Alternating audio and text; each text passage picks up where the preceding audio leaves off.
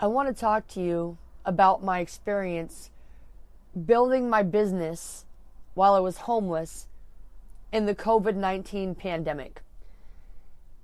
And I want to do that with as little interference as possible, with as little editing as possible, maybe no editing. So I also want to do that with as little cussing as possible. And I'm doing my best not to cuss because I know there's kids listening to me, and I also know that people get offended sometimes when they hear that. But at the same time, I'm going to be true to myself, and I truly believe that God does not want me to take that much time to edit myself, because I need to tell my story and I need to get that message out there, because guess what? You're worth it. My name is Liberty V Justice, and there's no period in my V because my victories never end, and I'm here to help you get your victories, legends. Thanks for listening to Rhythm for Revenue. So when I say as little interference as possible, I mean no ads. I mean nothing. I just want to tell the story and I want to get it out there. Now, this is going to turn into a series because it's a long story, but I want to keep this as brief as possible. Okay? I know we all got shit to do, right? We all got stuff to do. So the reason why I'm doing this right now is because, like I said, I need to get this message out there. And the pandemic had a huge impact on everybody, right? It's a whole world crisis. That's the definition of a pandemic. But my experience is it's very hard to wrap your mind around it, even for myself going through it. And I feel that this is a bit cathartic, but at the same time, that's not why I'm doing this. I'm doing this because I know that my circumstances were given to me by God so that I can share these lessons that I've learned from every circumstance that I've ever gone through. I can share these lessons and you can learn, and then you won't have to go through them. Okay, so during the pandemic, like I said, I was homeless and, literally not in a car, but I was literally sleeping on the concrete. And a lot of people ask, why didn't you go to a shelter? Okay, well, I was actually homeless for a total of, I think it was 7 years. There was a short period I had a place. I got a job. It was terrible. They let me go. The job was actually not that bad. I enjoyed it because I was very grateful to have money coming in and not worry about that and sleep indoors, but it ruined my creativity. I didn't have, the time or the resources to get back to LA to do acting or any of this. Singing, I actually got kicked out of my place for singing. And I went to another place, but it was just, when I went to that other place, it was just like being in a shelter, only there was no security guards and I was paying for it. So, I chose to be homeless again because it was safer. So being in a shelter, like I said, it's not safe. Yes, they do have security guards there, but energy, energy is everything. Energy is life. And when you don't get the proper foods and you don't get the proper sleep and you don't get the proper support and the proper people around you, then your energy is bad. Going to a shelter, I went to a shelter when I first came to LA, and I spent a month in LA just to check it out, and it was the month of my grandmother's birthday. It was after she had died. I decided I'm going to come visit LA for the month of her birthday, and that was a decision that I made because I said, I went crazy. What am I going to do? Like, I got nothing left to lose. So grandma's gone and I need to help my family. So I'm going to go check out LA. I'm going to go check out LA. And so we'll talk about that later. But anyway, shelters are not good. It's terrible energy. Now you're worrying, okay, you don't get any sleep because you're trying to charge your stuff, your phone and your laptop and whatever equipment you may have for music or whatever. And you can't do it because people are fighting. You can't sleep. People are trying to steal your shit. You got to go to the front counter to get toilet paper. and it's just a pain in the ass. It's not freedom. It's the opposite of freedom, right? And I'm not saying that homelessness is freedom, because it's not. It's poverty, right? Poverty is slavery. And that's what we were talking about in my podcast, American Slavery. I have a series. You need to check that out. Check that out, okay? So the point of my name is liberty, freedom, right? I changed my name because Christ freed me. Now, being poor is not freedom. Having freedom is having money that you can help other people with. It's not just about not being able to help yourself, having money is not just about yourself. Being wealthy. Let me explain. Being a millionaire, being a billionaire. I plan on being a billionaire. And being a billionaire, who needs billions of dollars? Okay? Nobody. Nobody needs that. Nobody even needs millions, okay? But you need to have enough money. The Bible even says that you need to leave money behind. You need to take care of your family. I want to take care of my mom, my aunt. They have health problems. My whole family has the problem that they don't believe that they're worthy of anything. And that means the kids too, the grandkids, right? And at first that was just about my family. I wanted to help my family. I wanted to show them a message. But deep down, I knew that God was going to have me speaking on stages, TED Talks, all this stuff, right? And they say that your story is someone else's survival guide. So here you go. You're worth it. This is your survival guide, okay? And also, my life's conditions created my mission. And same thing for you, okay? So I plan on having a lot of money so I can help a lot of people. And that's how I'm going to get the money too. You receive money for what you've given, the service that you've given, okay? And sleeping outside, man, it was an eye-opener. Being homeless in itself was a huge, huge, huge blessing. It was a huge eye-opener. It made me see how ungrateful I was. It made me see how many internal problems that I had still with self-worth issues, childhood traumas, my issues with food, and using food as an escapism, or using food as a friend, using food not just as fuel, but as something to keep me awake. There were different things. Food as a medicine, not a medicine like it's supposed to be, but to get me high kind of thing. Like eating sugar to get a high, right? And all of these things that like I said, homelessness was my FTX on poverty, okay? But being homeless during the pandemic, oh boy. Now that was my homelessness was my FTX for the war on poverty, but during the pandemic, it was my immunization. It was my immunization, okay? Because I'm like, this is a sickness. What I see is a sickness. Because the way that people act, I'm going to close this out very soon because this will turn into way too long. But the way that I saw people abusing their bodies, it's really funny how people were always saying how they're afraid to get sick, when in reality, they're not afraid of getting sick. They were already sick.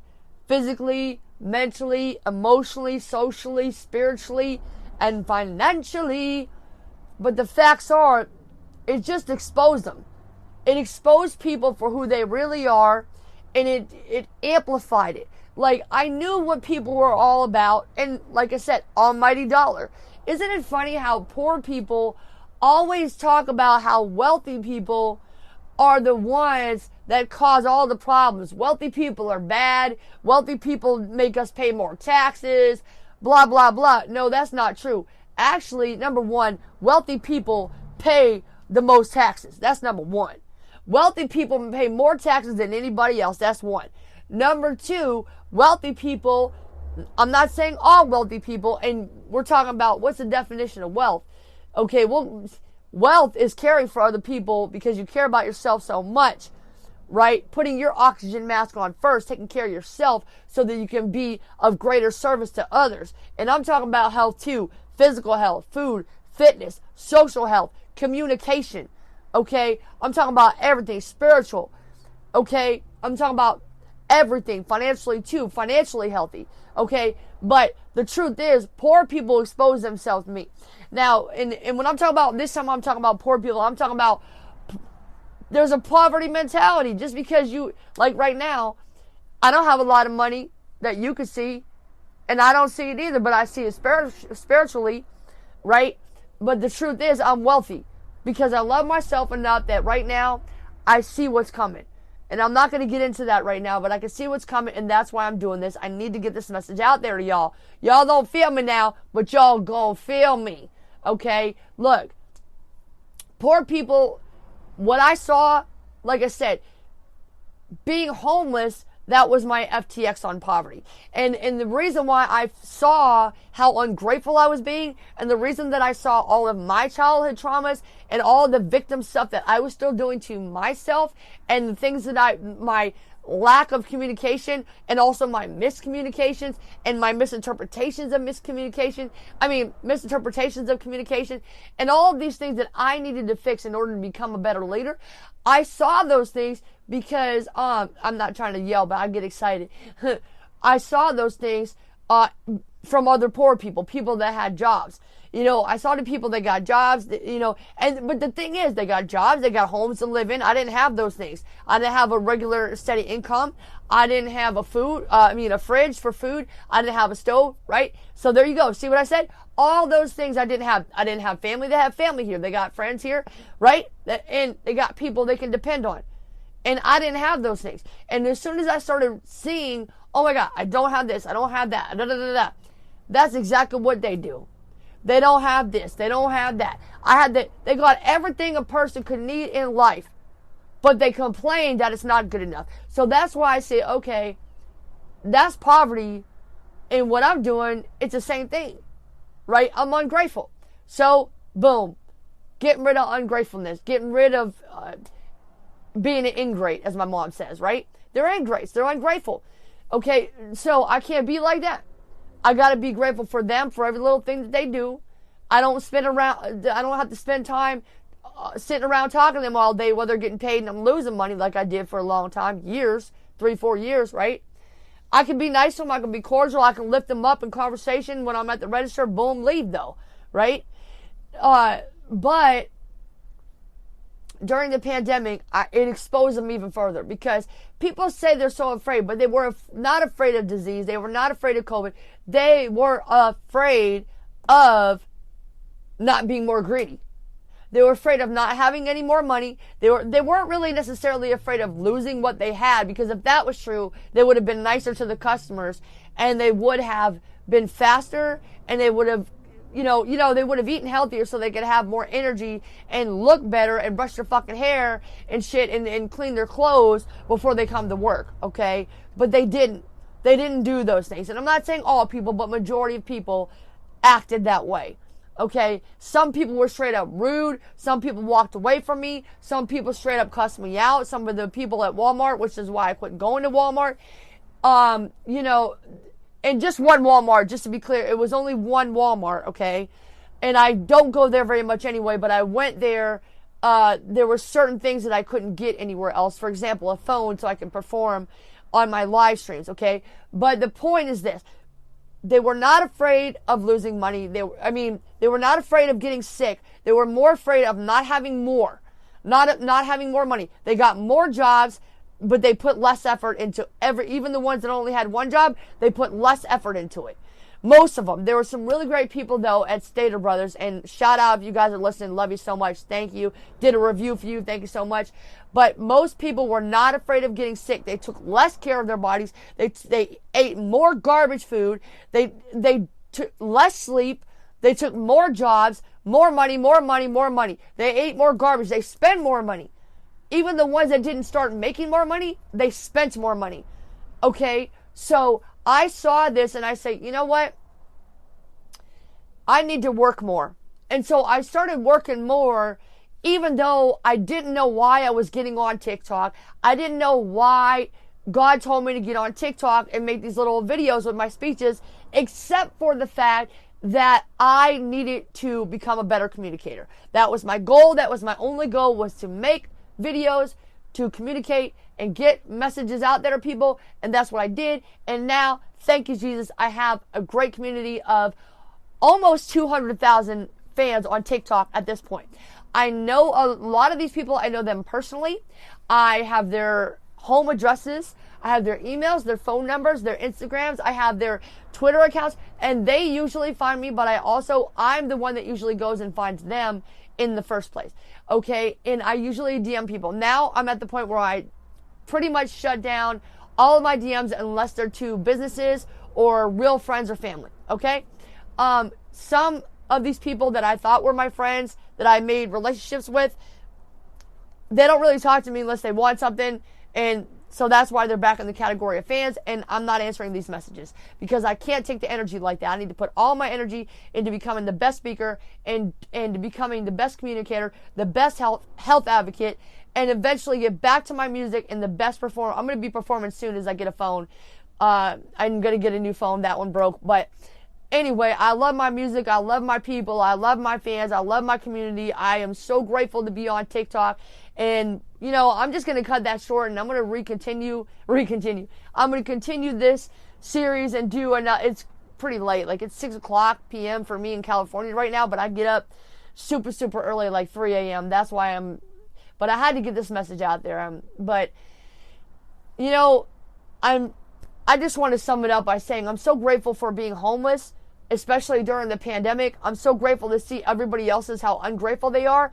But at the same time, I'm grateful that you're ungrateful, but I'm also, I want to help you with that. Okay. I want to help you eat healthier. I want to help you be more grateful. I want to help you understand why you're suffering so much, because a lot of you don't even understand why you are so miserable. Why? Part of it is your food. Part of it is your attitude. You're ungrateful. Part of it is because of your environment and the people you hang around, your friends, your family, your social upbringing, trauma, childhood trauma. There's so many factors that go into it, and I have been through these things, so I really want to help you with that, because it is my duty, it is my mission, it is the reason that I live, it is the reason that I do everything that I do. It is a reason that I fight for my life sometimes. I don't want to go into that, but there was a time when I got hit by a car and just kept going because I needed to during the pandemic, because I needed to go and do my TikTok live stream. And that might sound like something to you that's insignificant, but that's where I found my significance and realized that God put me on TikTok to inspire people, and that I knew that I'm Worth It Incorporated. That was when my business first became legal, and I knew that I was doing something good when I obeyed God and went on TikTok. And when I started working more, that's when eventually they came out with the Creator Fund and they started paying me. TikTok no longer pays me, but I'm so thankful just to have an audience and people that are listening and understand where I'm coming from, that I want to help them, even though they don't really understand where I'm coming from. I should say they understand what I'm trying to give to them, and I'm trying to help. And I'm not trying. Hopefully I am helping people, because Yoda says there's only do or do not. But eventually people are going to come out of this sickness of poverty in the mind, and eventually you'll come out, you'll be healthier physically, mentally, emotionally, socially, spiritually, and financially, because you're worth it. Okay? So I'm grateful. And if you're grateful for me, do me a favor, share this podcast wherever you're listening to podcasts. Share it with a friend.